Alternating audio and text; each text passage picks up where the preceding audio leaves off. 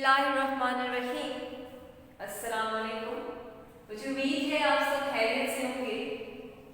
आज के लेक्चर का आगाज करते हैं। हम चैप्टर नंबर 27 पढ़ रहे हैं, जिसका नाम है मैन एंड हिज एनवायरनमेंट।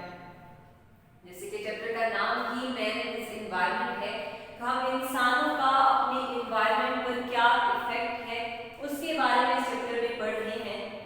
आज का जो हमारा टॉपिक है वो है पोल्यूशन।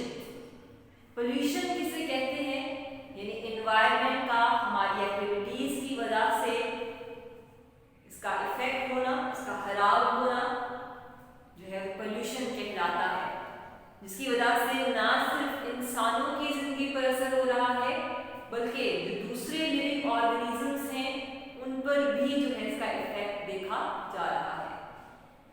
यानी जितनी भी हमारी एक्टिविटीज हैं, जैसे जैसे लाइफ एडवांस होती जा रही है, ह्यूमन एक्टिविटीज भी बढ़ती जा रही है, जिसकी वजह से एनवायरनमेंट जो है उस पर इफेक्ट है वो देखा जा रहा है।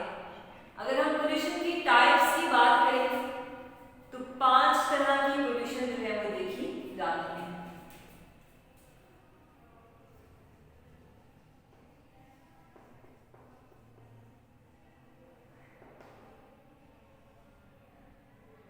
सबसे फर्स्ट पोल्यूशन की जो टाइप है वो है एयर पोल्यूशन।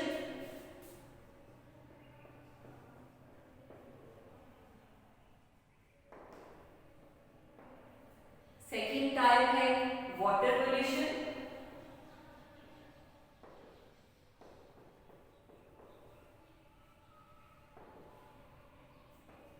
थर्ड टाइप है सॉइल पोल्यूशन।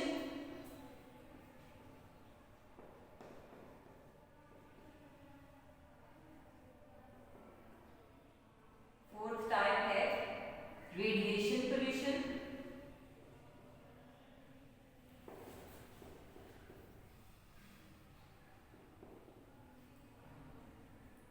और फिफ्थ टाइप है नॉइज पोल्यूशन।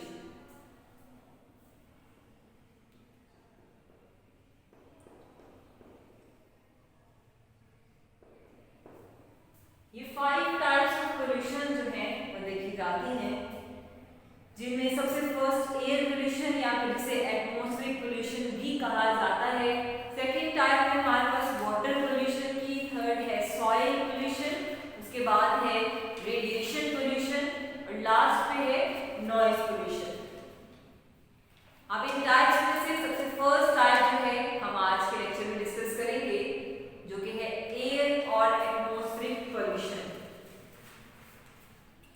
एयर पोल्यूशन की बात करें तो इसकी डेफिनेशन कुछ यूं है, befouling of air by anything that may be harmful to living organism is air pollution. कोई भी ऐसी चीज जो कि हवा को गंदा करती है, जिसकी वजह से लिविंग ऑर्गेनिजम्स की लाइफ पर असर देखा जाए, उसे एयर पोल्यूशन कहा जाता है। यानी हवा का किसी भी तरह से आलूदा होना, जिसकी वजह से लिविंग ऑर्गेनिजम्स की लाइफ पर जो है असर देखा जाए, जो लिविंग ऑर्गेनिजम्स के लिए खतरनाक साबित हो, उसे एयर पोल्यूशन कहा जाता है। हवा की अगर बात करें तो हवा हर वक्त साफ नहीं होती, बहुत से हार्मफुल सब्सटेंसेस जो है वो हवा में पाए जाते हैं। हवा जो है हर वक्त साफ नहीं होती, बहुत से हार्मफुल सब्सटेंसेस जो है वो हवा में पाए जाते हैं, जैसे कि सल्फर डाइऑक्साइड है, कार्बन मोनोऑक्साइड है, या ऑक्साइड्स ऑफ नाइट्रोजन है, या लेड कंपाउंड्स हैं, या क्लोरोफ्लोरोकार्बन्स हैं। ये वो सोर्सेज हैं जो कि कॉन्स्टेंटली एयर पोल्यूशन को जो है वो इंक्रीज कर रही है। और इसका रीजन क्या है? एक्टिविटीज ऑफ मैन, यानी हमारी एक्टिविटीज की वजह से ही जो एयर है उसमें कॉन्स्टेंटली पोल्यूशन जो है वो इंक्रीज होता जा रहा है। अब ये हार्मफुल सब्सटेंसेस जो हैं जो एयर पोल्यूशन कॉज कर रहे हैं, इन्हें पोल्यूटेंट्स कहा जाता है, या कोई भी ऐसा हार्मफुल सब्सटेंस जो पोल्यूशन कॉज करता है उसे पोल्यूटेंट कहा जाता है। सबसे फर्स्ट अब हम जो डिस्कस करेंगे आज का मेन टॉपिक वो है ओजोन लेयर डिप्लीशन, जो कि बच्चे इंपॉर्टेंट लॉन्ग क्वेश्चन भी है। ओजोन लेयर डिप्लीशन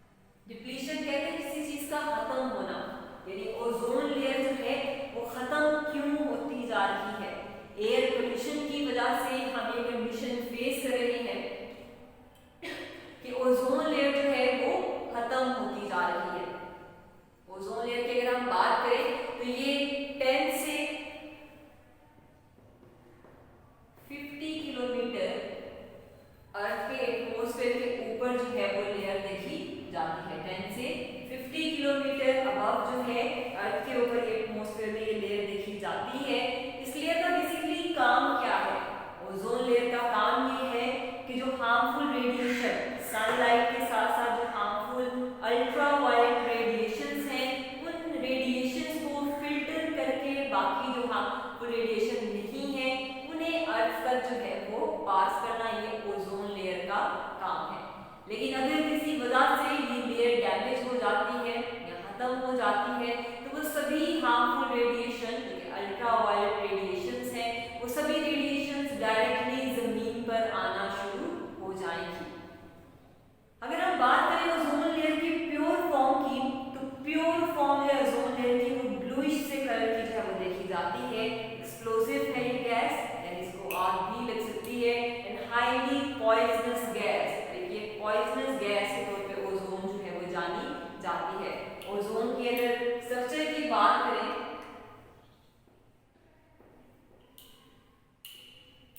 तो ये 3 ऑक्सीजन के मॉलिक्यूल से मिलकर जो है ओजोन के मॉलिक्यूल बनते हैं। यानी 3 ऑक्सीजन के मॉलिक्यूल्स की बॉन्डिंग होती है, तब जाके एक ओजोन का मॉलिक्यूल जो है वो तैयार होता है।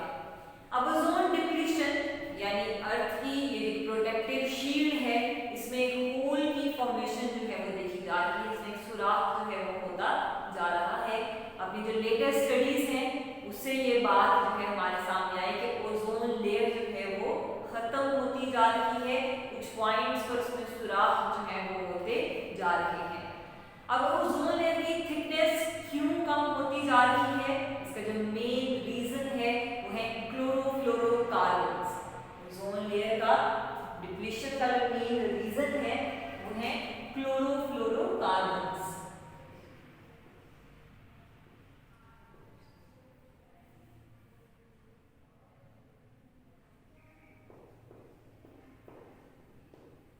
क्लोरोफ्लोरोकार्बन्स जो है ये मेन रीजन है जिसकी वजह से ओजोन लेयर जो है उसकी थिकनेस जो है वो कम होती जा रही है। ये क्लोरोफ्लोरोकार्बन की अगर हम बात करें तो इनमें क्लोरीन, फ्लोरीन और कार्बन 3 एटम जो है पाए जाते हैं जो मिलकर पूरा स्ट्रक्चर बनाते हैं, इसे क्लोरोफ्लोरोकार्बन कहा जाता है। अब ये गैस बेसिकली प्रोड्यूस कहाँ से हो रही है, क्लोरोफ्लोरोकार्बन बन कहाँ से रहे हैं और किस तरह से एनवायरनमेंट में रिलीज हो रहे हैं। तो ये गैसेस जो हैं एयर कंडीशनर्स जो कि घरों में, ऑफिसेज में, उसके अलावा कार्स वगैरह में इस्तेमाल किए जाते हैं और ऑपरेटिंग रेफ्रिजरेटर्स हैं, इनमें से गैसेस जो हैं वो एनवायरनमेंट में रिलीज हो रही हैं और ये क्लोरोफ्लोरोकार्बन जो है ओजोन लेयर की थिकनेस को कम करते जा रहे हैं, ओजोन लेयर की डिप्लीशन की वजह जो है वो बन रही है। इन क्लोरोफ्लोरोकार्बन्स का एटमॉस्फेयर में इनकी तादाद का बढ़ना, इसकी वजह से अल्ट्रावायलेट रेडिएशंस जो हैं वो क्लोरीन को एनवायरनमेंट में रिलीज करती हैं, क्योंकि एनवायरनमेंट में हमारे जो एटमॉस्फेयर में जब ये गैसेस जो हैं क्लोरोफ्लोरोकार्बन्स ये ज्यादा होंगी तो अल्ट्रावायलेट रेडिएशंस जो सनलाइट के साथ आ रही हैं वो रेडिएशंस इन गैसेस के साथ रिएक्ट करती हैं और क्लोरीन जो है वो एनवायरनमेंट में रिलीज करती जाती है। क्लोरीन का काम क्या है कि वो रिलीज क्लोरीन जो है वो ओजोन मॉलिक्यूल के साथ O3 के साथ रिएक्ट करेगी और उसकी ब्रेकडाउन कर देगी, उसे डिस्ट्रॉय कर देगी और जितने ओजोन के मॉलिक्यूल डिस्ट्रॉय होते जाएंगे उतनी ही ओजोन लेयर जो है उसकी थिकनेस कम होती जाएगी या उसमें डिप्लीशन जो है वो देखी जाएगी।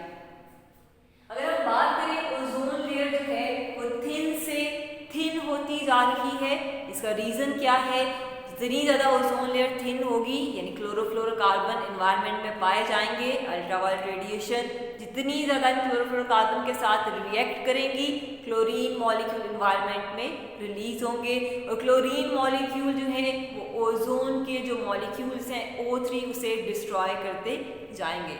आपकी बुक पर पेज नंबर 273 पर एक येलो बॉक्स जो है जो आप देख सकते हैं, उस येलो बॉक्स में बताया गया कि एक सिंगल क्लोरीन एटम जो है वो अल्ट्रावायलेट रेडिएशन से रिएक्ट करने के बाद रिलीज होता है, वो एक टाइम पर 1 मिलियन ओजोन मॉलिक्यूल्स को डिस्ट्रॉय कर सकता है। यानी क्लोरोफ्लोरोकार्बन में से रिलीज होने वाला एक क्लोरीन का एटम जो कि अल्ट्रावायलेट रेडिएशन की वजह से रिलीज होता है वो रिएक्ट करने के बाद 1 मिलियन ओजोन मॉलिक्यूल्स को डिस्ट्रॉय कर सकता है। यही वजह है कि ओजोन जो है वो कॉन्स्टेंटली थिन होती जा रही है, उसकी जो थिकनेस है वो कम होती जा रही है, जिसकी वजह से ज़्यादा अल्ट्रावायलेट रेडिएशन जो सनलाइट के साथ जो है वो अर्थ पर एंटर होती जा रही है।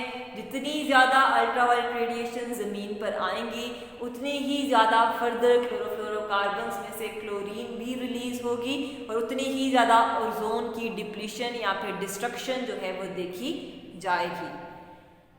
अगर हम बात करें एंटार्क्टिका रीजन की, जहाँ पे ओजोन लेयर में होल की फॉर्मेशन जो है वो देखी गई है। एंटार्क्टिका में कॉन्स्टेंटली जो है ओजोन लेयर्स की थिकनेस कम होती जा रही है और वहाँ पर एक होल की फॉर्मेशन भी जो है वो देखी जा रही है ओजोन लेयर में। ओजोन लेयर कॉन्स्टेंटली जो है आर्कटिक रीजन में, खासतौर पे बर्फीले इलाके जो है वहाँ पे कम होती जा रही है। जितनी ज़्यादा अल्ट्रावायलेट रेडिएशन ज़मीन पर आएंगी उतनी ही ज़्यादा ज़मीन पर लाइफ जो है वो भी इफ़ेक्ट होगी। उसके साथ साथ अर्थ का जो टेम्परेचर है वो भी इंक्रीज होता जाएगा। अर्थ का टेम्परेचर इंक्रीज होगा बहुत सी हार्मफुल रेडिएशंस के आने की वजह से। उसके साथ साथ स्किन कैंसर की डिजीज़ देखी जाएगी और कैटरेक्ट्स जो है ह्यूमन में उसकी डिजीज़ भी देखी जाएगी। कैटरेक्ट्स जिसे मोतिया की बीमारी जो है कहा जाता है और स्किन कैंसर ये अल्ट्रावायलेट क्योंकि हार्मफुल रेडिएशंस हैं जब ज़मीन पर आएंगी तो ये ना सिर्फ इंसानों को बल्कि जानवरों पर भी जो है रेडिएशंस का असर देखा जाएगा। उसके अलावा ये रेडिएशंस प्लांट्स को भी इफ़ेक्ट करेंगी। फसलें हैं, प्लांट ट्रीज हैं, उसके अलावा पानी में पाए जाने वाली मेरीन लाइफ जो है, मेरीन प्लैंक्टन्स हैं, या फिर वेदर पैटर्न भी जो है वो कॉन्स्टेंटली इन रेडिएशंस की वजह से चेंज होता जाएगा। इससे पहले ही बात की कि अल्ट्रावायलेट रेडिएशन की वजह से ज़मीन का टेम्परेचर जो है वो इंक्रीज़ करता जाएगा। टेम्परेचर में जब चेंजेस आएंगे तो उसकी वजह से ओवरऑल वेदर पैटर्न जो है उसमें भी जो है वो तब्दीली आ जाएगी। तो यहाँ तक आज का आपका टॉपिक था। आज हमने पोल्यूशन के बारे में पढ़ा कि पोल्यूशन बेसिकली क्या है। कोई भी ऐसी चीज़ जो इन्वायरमेंट को गंदा करती है, पोल्यूशन कॉज करती है, उसे पोल्यूटेंट कहा जाता है। और वो से पोल्यूटेंट्स जो हैं वो कॉन्स्टेंटली हमारी इन्वायरमेंट को जो है वो इफेक्ट कर रहे हैं। जिसमें हमने टाइप्स ऑफ पोल्यूशन के बारे में पढ़ा, डिफरेंट टाइप्स का जिक्र किया गया। सबसे फर्स्ट टाइप जो है air pollution, second water pollution, उसके बाद सॉइल पोल्यूशन, रेडिएशन पोल्यूशन या फिर नॉइस पोल्यूशन की कंडीशंस भी देखी जाती हैं।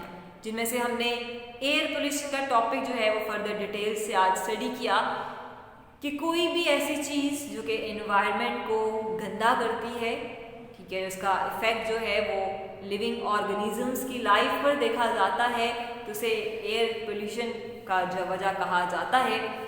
और वो सारी चीज़ों के बारे में बताया गया जैसे कि सल्फर डाइऑक्साइड है, कार्बन मोनोऑक्साइड है, ऑक्साइड्स ऑफ नाइट्रोजन है, लेड कंपाउंड्स हैं या फिर क्लोरोफ्लोरोकार्बन्स हैं।